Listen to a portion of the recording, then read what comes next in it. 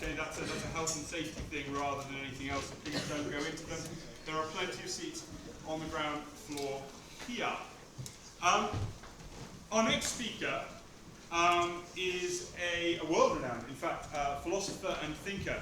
And I'm particularly excited to be able to introduce him to you today because when I was your age, believe it or not, I, in preparation for university interviews, read probably one of his most famous books, The Pig That Wants to Be Eaten. And only last year was helping a law student prepare for their university interviews.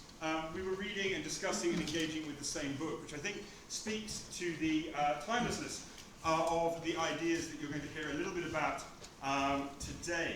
Now, before the lecture that we're just talking about now, our next speaker challenged me to pronounce his name correctly, and I am going to try very carefully, but if he corrects me, you know I got it wrong. Please welcome to the stage, Julian Baggini.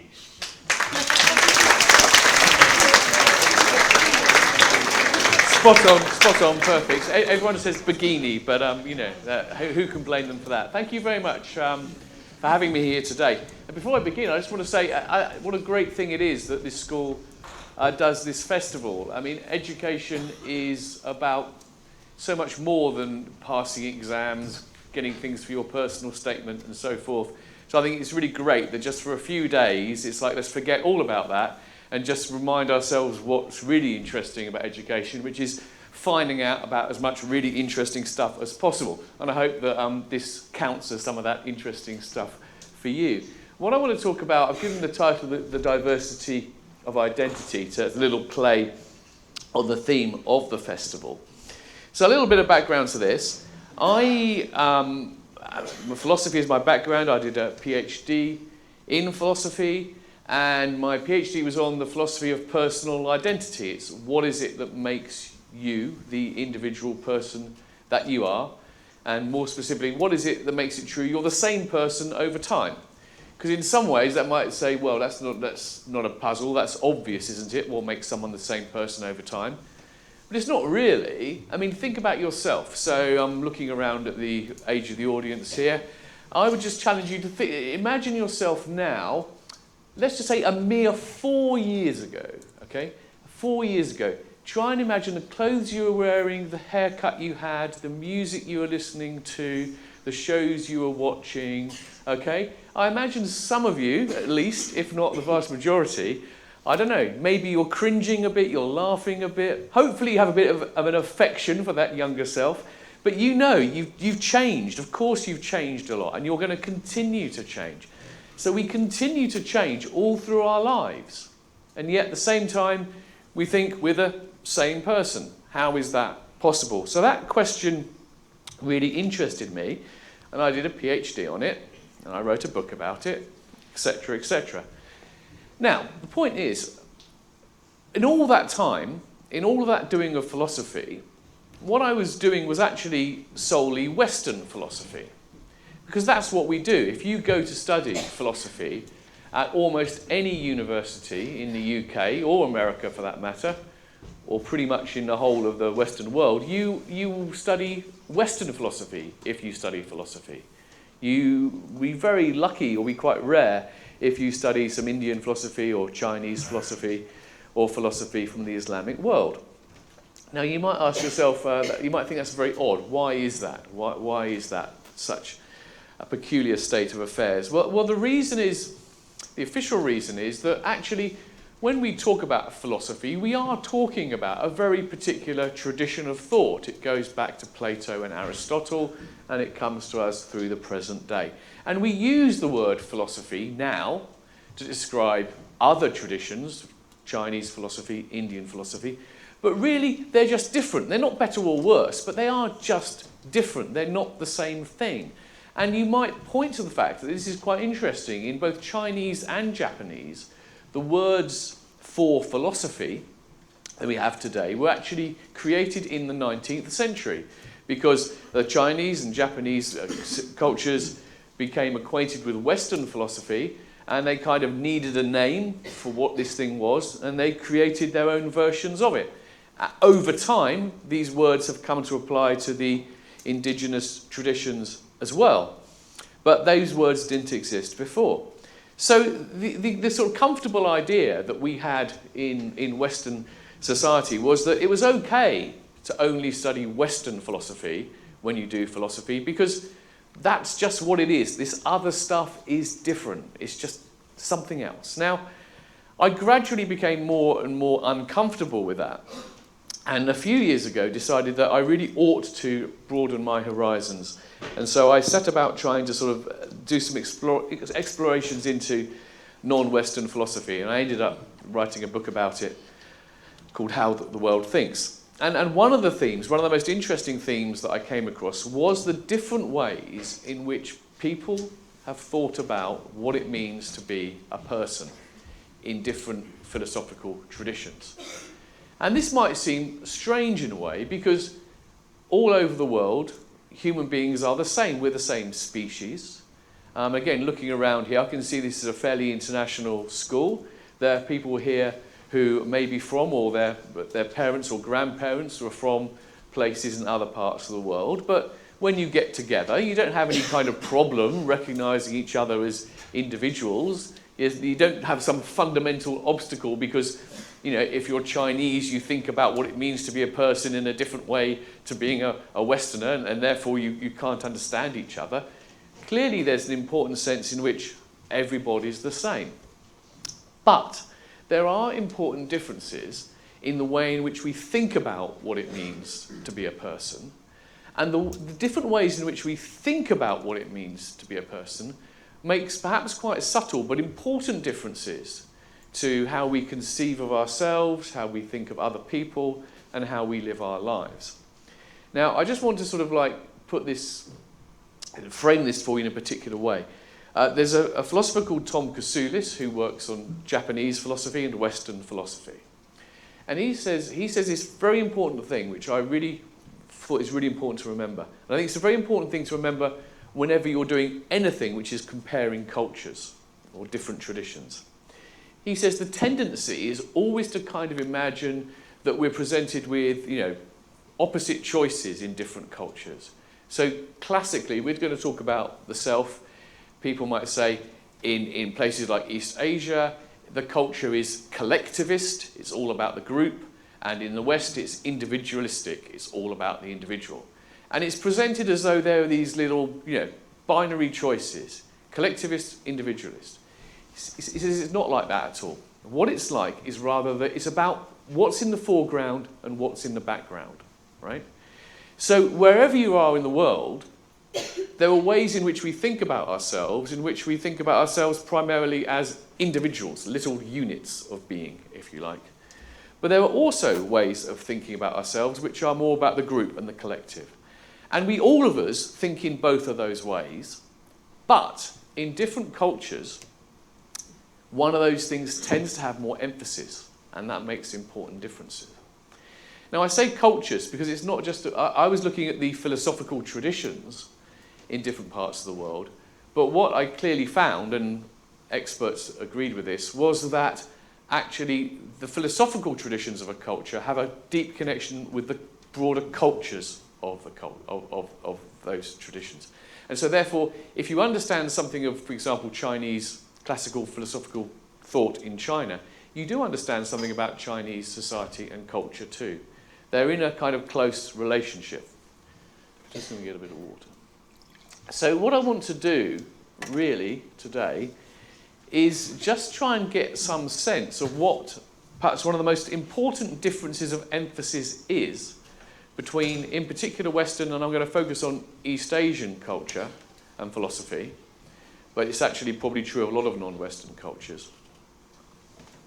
And because I think that's helpful for us in actually understanding ourselves better. It's not just about this is great because it means we can understand why people are different. We understand ourselves better. Let me explain this. So let's start off with, let's take the starting point, a scene like this. So this is in a famous shopping district of Tokyo. And there's a very famous crossing here, whereby there's a big pedestrian crossing. And it's amazing to sort of stand and look at it, because it's a very busy city, Tokyo. Actually, this wasn't as busy as it normally is. It was a holiday period in which Tokyo wasn't as busy as normal. But yeah, what happens is that everybody's waiting for the lights to change. The lights change, everybody crosses the road. And when you look at this from the outside, it's almost like you're watching a kind of a piece of mass choreography. You know, it's very orderly, it's very organized.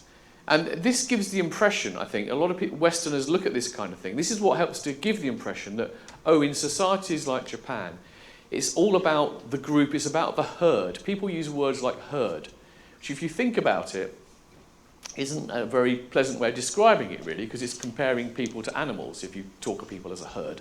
But people think there's this kind of herd mentality in cultures like this, where everyone exists for the group. You might also have seen pictures of like the Tokyo subway, Tokyo Underground, very, very famously busy.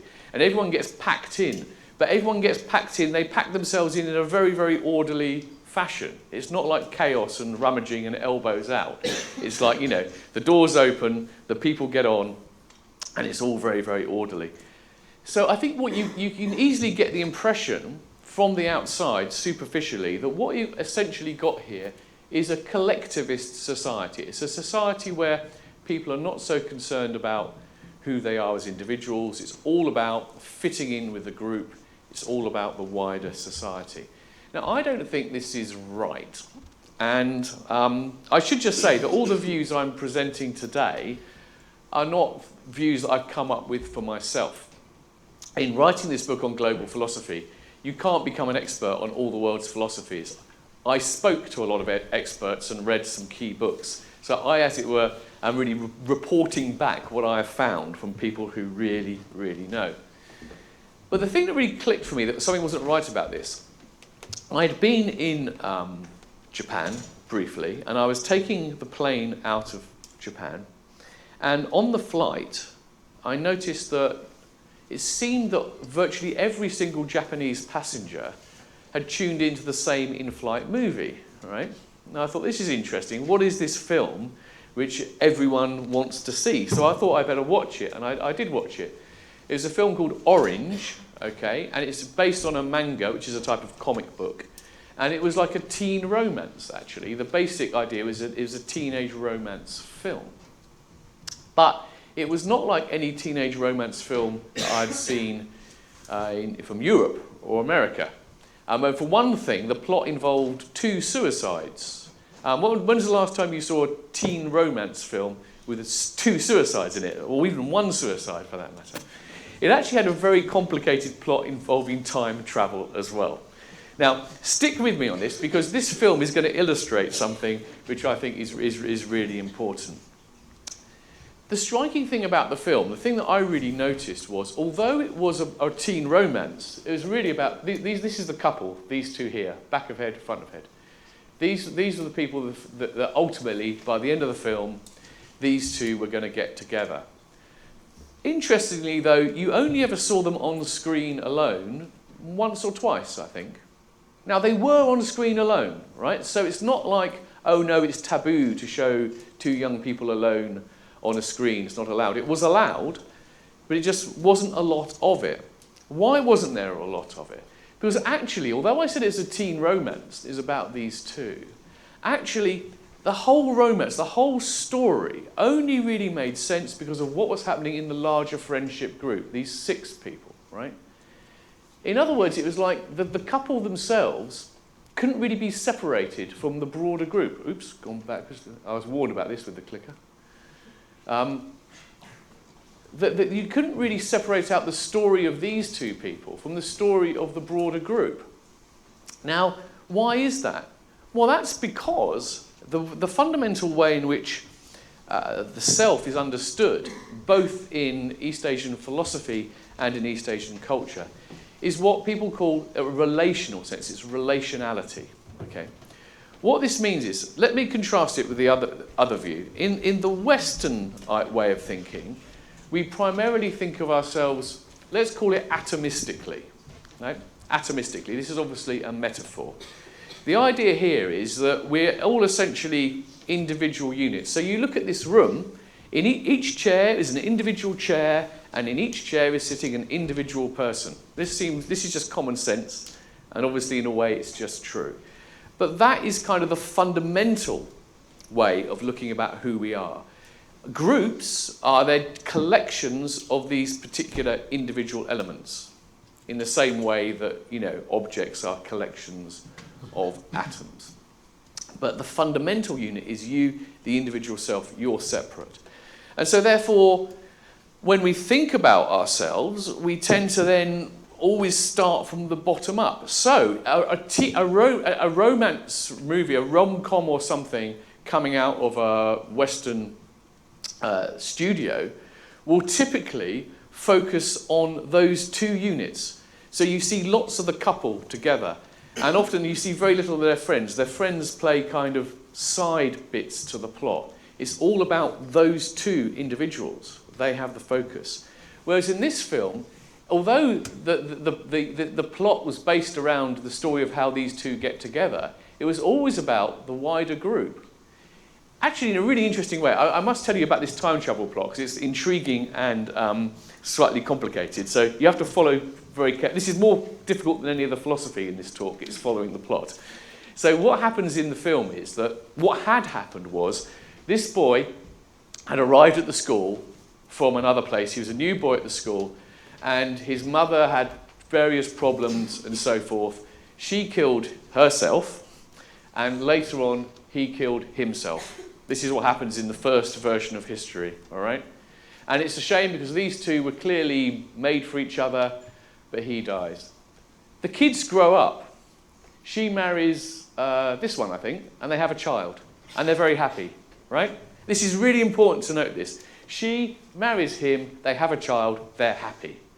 But in a completely unexplained thing for the plot, these kids, as adults, find a way of sending a message back in time, right, which then might open up an alternative future. So that's cool. What they decide to do with that is they realise, looking back, that they think they let this guy down. When he killed himself, they had failed, right? Now, this is the first real key thing to mention here, right?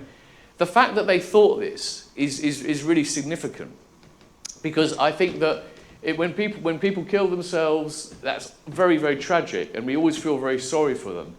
But I don't think people, unless they're very, very close to them, people don't necessarily feel responsible for that. It's just a sad thing. People ask themselves, could I have done anything different? They do ask that.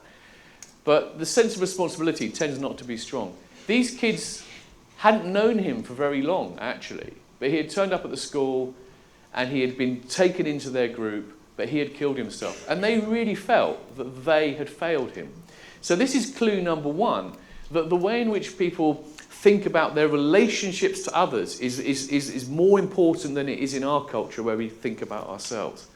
Having realised they failed him, they also realised not only had they failed him, but that actually these two should have got together. It shouldn't have been her and him, it should have been these two. So this guy, who's her husband and the father of her child, goes along with this plan to make sure that he doesn't kill himself, and in an alternative reality gets together with her, right? Now that, if you think about it, is completely bonkers from a Western romance point of view. But this didn't seem at all bonkers to the people watching the film on the plane or in the context of the film in itself. Because, well, why? Because, again, it's to do with what's at the front of people's minds when they're thinking about each other. They think about themselves as in relation to each other, their own individual personal interest, is not isolated so much. So that's what they do. They go back in time, they open this up, and these two get together. You have that romance, but the romance, the whole story, the whole plot only makes sense because it's not about two people, it's about the whole group, how everyone fits together. Now, this reflects a broader difference of emphasis in thinking. I want to go back to that. Emphasis in thinking. It's not, oh, in the East they think like this, in the West they think like that. It's more about where the emphasis lies. The guy Tom Kasulis, who I mentioned before, distinguishes between two ways of thinking, which we all employ at different times, but they have different emphasis in one cultures. Let's start on the right, actually, integrity. What he calls integrity is what I was calling this atomistic thinking, right? Where you think of things as separate individuals and everything else is built up from there. The intimacy way of thinking, on the other hand, is you don't start at all with thinking of anything as a completely separate entity. Things only exist and are only understood as they relate to each other. So in the intimacy way of thinking, if you want to think about what it means to be you, you can't begin by just sort of like, shutting yourself in a room, introspecting, looking at yourself. If you really want to understand what it means to be you, you have to start by thinking about how you relate to others.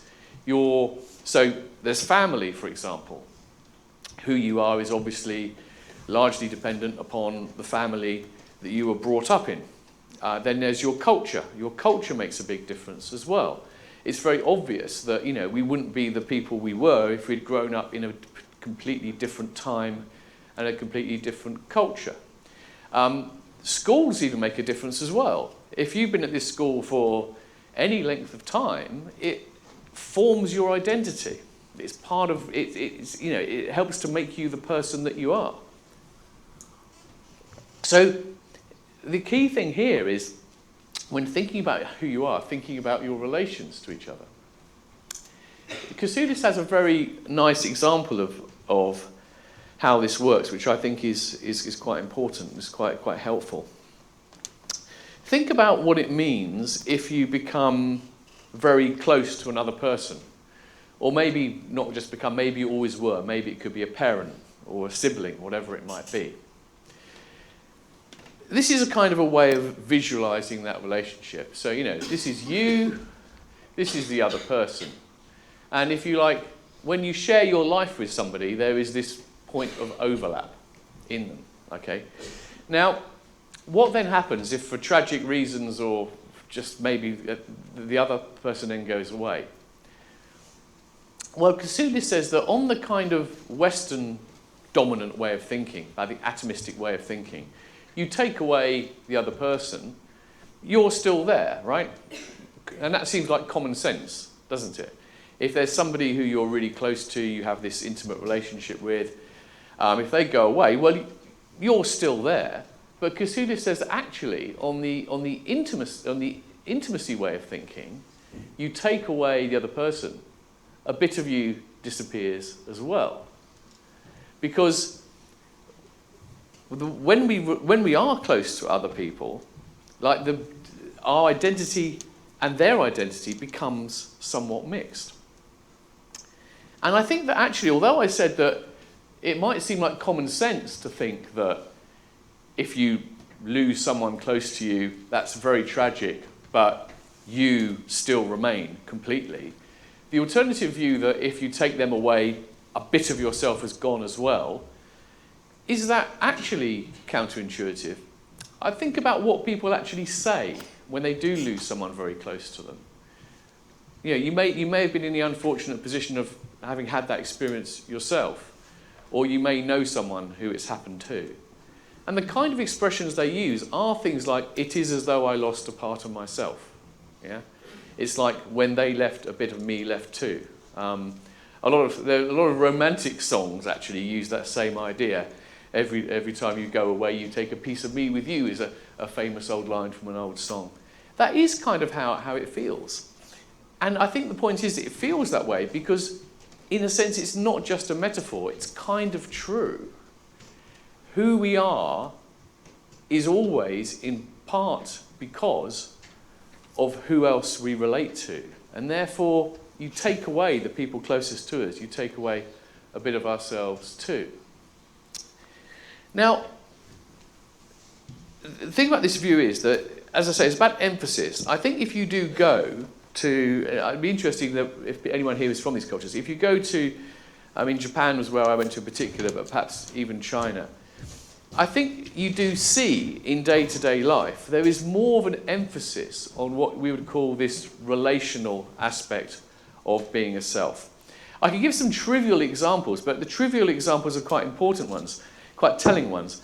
I spoke to a guy who was half Japanese, half American, so he'd lived in both Japan and America. And he made this really interesting point, which was that if you're on the subway in America, you may remember a few years ago, they had to put signs up in the underground in New York to sort of stop people from essentially spreading themselves out over more than one seat and taking up a lot of space. It was called manspreading or something because men tended to do it more than women. So in a public transport, it's not just New York, in lots of like Western cultures, on public transport, if you think about it, that's what people do. You go into the public transport and you claim your space. That's what you try and do. People put their bag down on the chair next to them and sort of hope no one else asks them to remove it. And again, the way they sit, they can spread themselves out, they lean over. We kind of, we have this idea, we go into public space and we try and claim an area of it for ourselves. It's this individualistic way of thinking. I also think, I have to say, I hope you guys are all the exception to this rule here. But I think you also notice it, I'll come to it later, with headphones actually, music and headphones. People don't really care that the music is coming out their headphones and annoying other people. It doesn't matter to them because as long as they're enjoying their music in their little bubble space, who cares about anything else? Whereas if you go on public transport in Japan, you don't see that kind of low-level antisocial behaviour. You see the opposite. In very subtle ways, people make space for each other. They don't claim more space than they need for themselves. They make space for each other. And they tend to behave in ways which don't cause any irritation to other people. It's a minor thing, and you might say this is a small little cultural difference, and it's just interesting and intriguing and quaint or something. But it's not. It's actually quite deep. It's rooted in a whole different way of how you think about yourself and how it relates to others. I think it also explains why you see scenes like this. So this is a Shinto shrine in Japan. Shinto is the native religion of Japan, and it's a very unusual religion. It is explicitly nationalistic. It is a Japanese religion. It's based on ideas of nature, but central to it is the idea of the kami, the spirits. There are these spirits which inhabit shrines. If you go to a Shinto shrine, what you're doing is you make an offering and you greet the kami, the spirit there. There's clapping and bell ringing and things like that. It's a very strange ritual. If you see people doing this, you might think, why on earth are they doing this? Do they believe? Do they believe there's a spirit lurking in there they need to offer something to? I mean, look at these people. They're very modern, hip people, educated. Why are they going to the Shinto shrine and doing this? Well, I don't know. Obviously, I can't know what their individual motives are.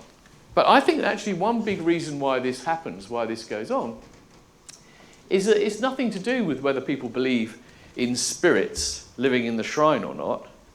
It's rather that people have a very strong sense of, again, being the people they are because of where they come from, because of their culture, because of their society, because of their parents. The whole thing about ancestor worship and all these traditions are really ways of honouring that. People are basically, by performing these rituals, going to the shrine, in a way doing no more than acknowledging the fact that this culture, this tradition, is what has made them who they are. In a sense, they're honouring a part of themselves when they do that. I'll come back in a sec to this. Now, why do I think this is interesting and important? Actually, no, I will do this first. Let me just have a few other little things here. So once you sort of become aware of this different way of thinking, You notice it in little areas of different culture. This is one of my favourite signs I saw when I was travelling in East Asia. This was in Shanghai train station, I think. And it's the loving service area, which I believe this is an accurate translation. You know, sometimes you see translations of things on menus and they're just completely wrong. Apparently this is accurate. It's the loving service area. What is it? Well, what do we call it? We call it the baby changing area, right? Now, I find this, most people find this sign a bit funny, but actually I think, again, it's very, very revealing. It's very revealing because the whole point about loving service area, the first point is that most people will know that in China the dominant tradition over thousands of years has been Confucianism. And in Confucianism, family relations are very important. Family hierarchy is very important. And perhaps people have the idea that this kind of idea of family is all about obedience, it's all about hierarchy, and it's all about power. I think what this sign sort of reminds us is that the Confucian emphasis on family isn't just about those hard, rigid things. It's also about, you know, familial love, and hence the loving service area. But what I find interesting is that the phrase here, loving service area, is focusing on this idea that the parent, in looking after the child, is in this kind of relationship. It's emphasizing the relationship in the public language. We call it the baby changing area, right? Now, I think that's very revealing because baby changing area is simply describing the practical function of what you're doing when you go into that area. You're changing the nappy. And if you think about it, I think this is an example of a much broader thing that's happened in Western society and culture. Western society and culture, since the scientific revolution, has come to think of things, all sorts of things, more and more in terms of practical function and, practical function, utility, just what works and what functions. So the very names we give things are about their functionality. They're not about things, broader things to do with relations and so forth and social harmony. So actually, when you kind of become a little bit alert, if you like, to the way in which in East Asian culture there is this emphasis on social relations that permeates all areas of thinking, including the names people give to rooms for changing nappies. You then, as it were, have a mirror in which to look at our own culture, and you think, well, in our culture, actually, what would you notice if you were coming from the outside to our culture? What you would notice is how much we've kind of totally bought into this kind of very sort of scientific, mechanistic, almost industrial way of thinking about things, in which everything becomes functional, everything becomes practical, and it certainly works from the unit upwards. Let me give another example. I talked about headphones earlier. This was a lovely sign on the Japanese underground. Any masterpiece just becomes noise disturbance when emanating from earphones, it says. And I love the visuals of this. Masterpiece, where there's nothing coming out, where it's noise. I really believe in this. But again, what I find interesting about this sign is the sign is not telling you, do this, don't do that. It's simply reminding passengers, reminding them that if other passengers can hear their music, it's going to disturb them. And that reminder is enough to stop them doing it. Why? Again, it's not because Japanese people are completely different from Westerners at all. No, it's because the culture puts the emphasis on social relations more, and so people are more attuned to that. They're more sensitive to that. So being reminded that your behaviour has antisocial consequences makes you think in other ways. Now again, some people are very sceptical about this, and they say, well, you know, I don't really buy this idea that people have different ways of looking at the self all over the world. We're all the same. And they might point to images like this to prove it, yeah? Here we go. These are some Japanese people at some shrines in, I can't remember where it was, but not Tokyo, and they're taking their selfies, right? Now, selfies have become, if you like, the sort of slogan, the big image of this individualism, and if you like, narcissism, right? People say the selfie culture is all about this kind of desire for people to express their individuality, gone haywire, you know. So no matter where you are, you don't take a picture of the thing, you take a picture of yourself, the selfie, and you transmit it out to everybody else. This is individualism gone crazy. And look, the Japanese do it as well. So isn't this whole nonsense to claim that there is less individualism, less narcissism in these cultures? Well, I'm not entirely sure about this, but then it's also because I'm not entirely sure that we understand the function of selfies in our culture either. Why are people taking these pictures of themselves? Why do you take selfies? If you take selfies, why do you do them? Well, actually, one motivation could well be, look at me, look how great I am. I want to prove to the world I'm having fun as well. I'm doing great, yeah? So that there might be that element of the individualism, the egotism, the look at me, look at me. But there's another reason for doing this, which is quite simply this. You want to share what you're experiencing with friends and family who aren't there. It's all about the relationality. It's not actually about egotism at all. I would guess that everywhere in the world, people have a mixture of these two motives for sharing selfies. There's the egotistical look at me motive, and there's I want to share this moment with people who are close to me but not here motive as well. I'm sure that those motives exist all over the world. My hunch, my guess, is that in the West, there's a bit more of that kind of look at me, look at how special I am, look at how much fun I'm having motive. And in certain places like East Asia, there's a bit more of that I want to share this with people who are not here motive. I think that's really interesting. Why is it interesting to think about these things? I think for various reasons. Partly because it's just interesting in itself. It helps us to understand other cultures a bit better. I think one thing it really helps is that, as I said earlier, I think that we do have, because we're very individualistic in the West, we have a lot of emphasis on individual freedom, expressing ourselves, all these kind of things. We do tend to then look at other cultures where this isn't as strong, and I say assume that they're kind of collectivists. That it's about eliminating individuality. So the choice is either be an individual or fit in with a group in this stark opposition. And I think that's wrong.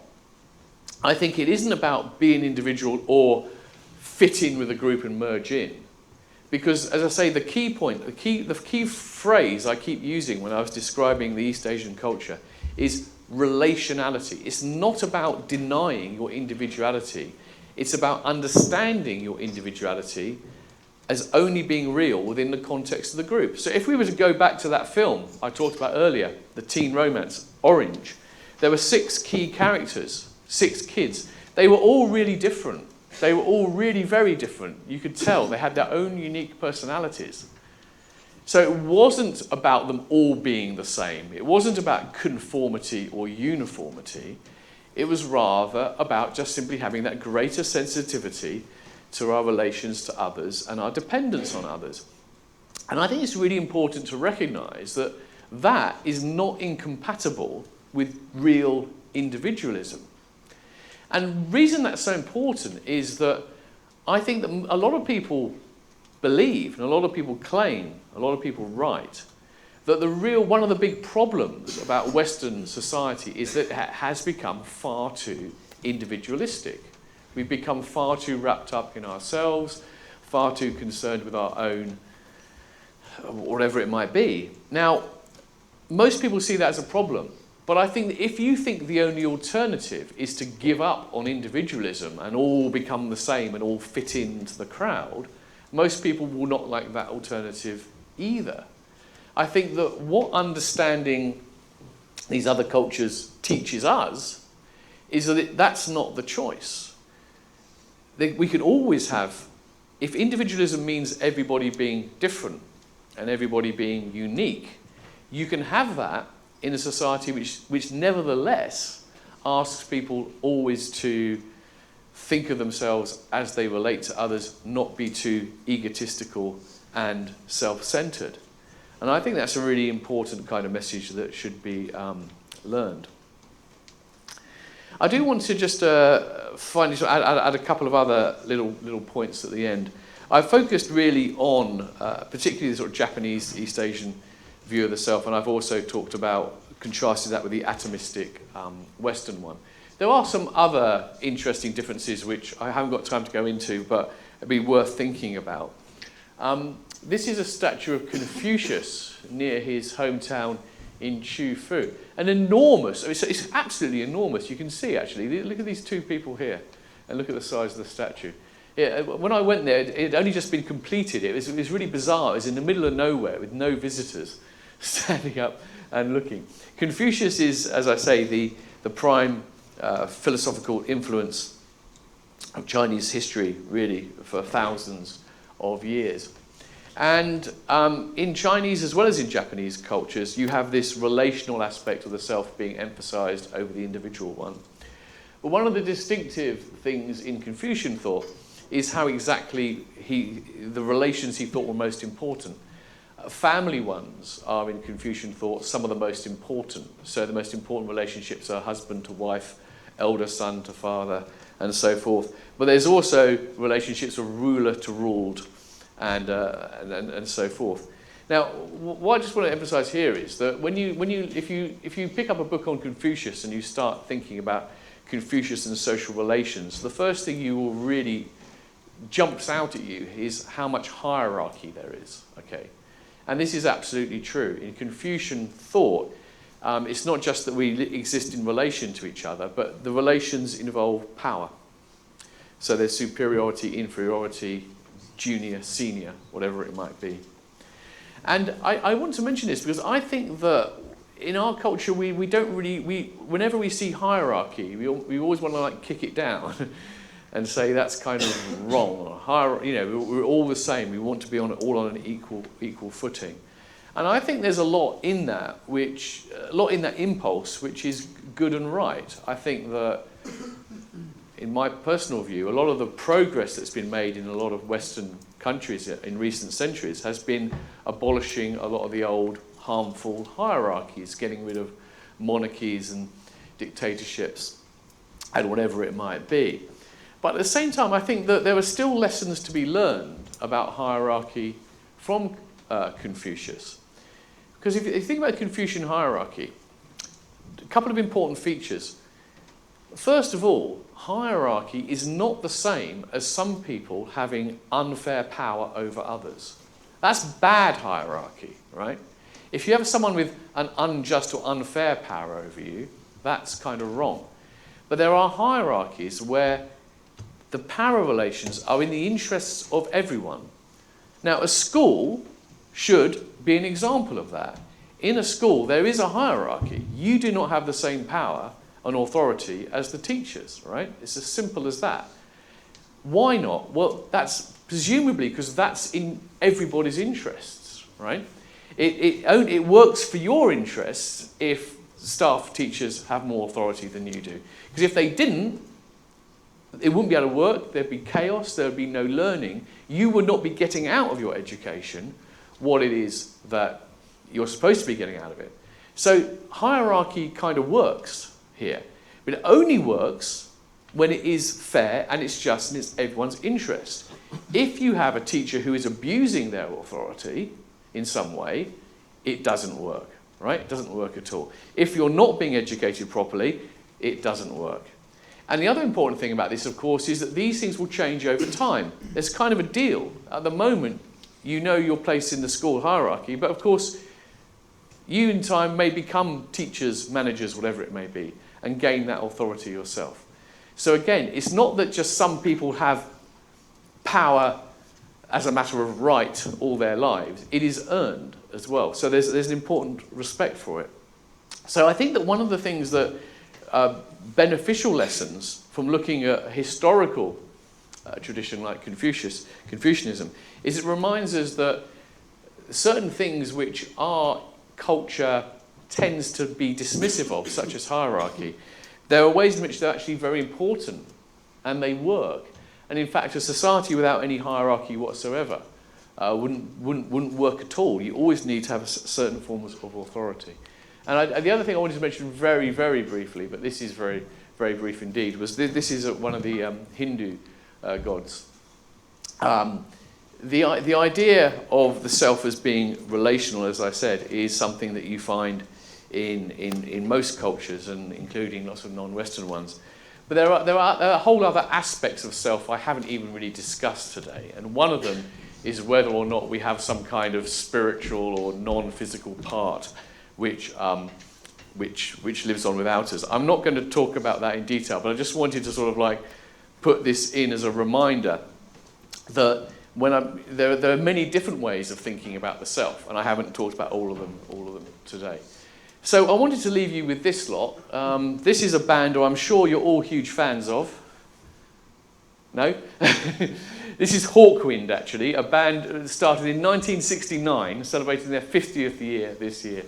And the reason I want to end with the idea of a band is, I think for me, if you think about a musical group, and there's actually an orchestra in the background here, if you think about a musical group, I think this, for me, expresses most positively the sort of like take-home message, if you like, of what we learn from thinking about the self as more relational and not just individualistic. So if you think about a band is made up of members, obviously, right? You've got the different members of the band, the different members of the orchestra. When people play music, they often feel like they're, expressing themselves, expressing their abilities and their skills, as much as they can ever do. It's a very. I don't know if anyone plays music. I don't, unfortunately, play it at any good level at all. But it's a great expression of individual talent and creativity. But when does it work best? It works best precisely in the group.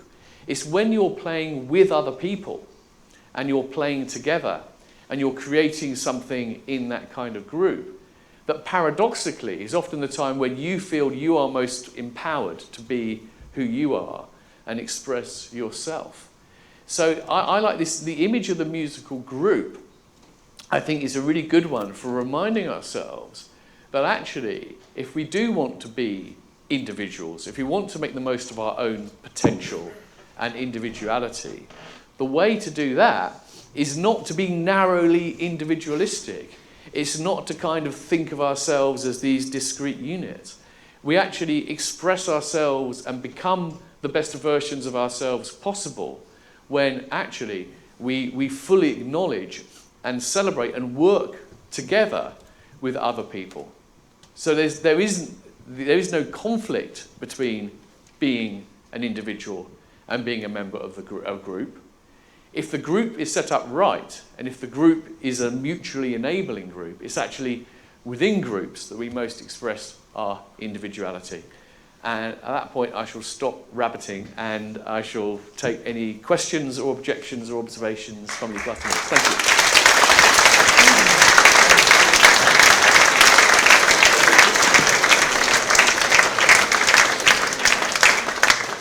So who'd like to pipe up with some kind of say question, objection, puzzle? I particularly like stupid questions, by which I mean this. Sometimes people go, I don't know if I want to ask this question, it might sound stupid. If there's something you haven't quite understood, I bet you're not the only person who hasn't understood it, so people will be very pleased if you like it. But I did see a hand here, and I saw a hand here, so go on. Yeah. Is it safe to say that one of the messages that you want to express in this talk is that there is a superiority to more intimacy than there is to being that? Okay, right, so the question is whether I'm trying to suggest that there's a superiority to this. If you've got the intimacy and the integrity orientations, that there's a superiority to the intimacy one. Actually, I don't want to quite suggest that, because I think one of the things that I find most useful about that distinction that Confucius makes is he always stresses it's a matter of emphasis, and in a sense there's always both. So I don't think there's a superiority to it, but what I do think is there's something really important about it, which if it's sidelined too much, society misses out on. So the point is, I'm Western educated, I live in a Western culture, I'm speaking primarily to a Western audience. So for my audience needs to appreciate the importance of that intimacy.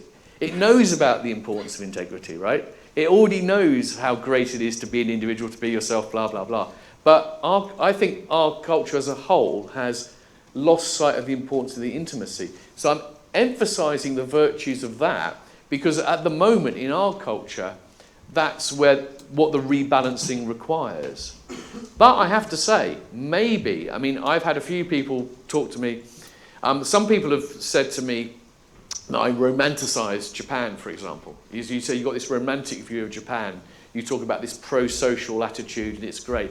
But with that does sometimes come a kind of conformity.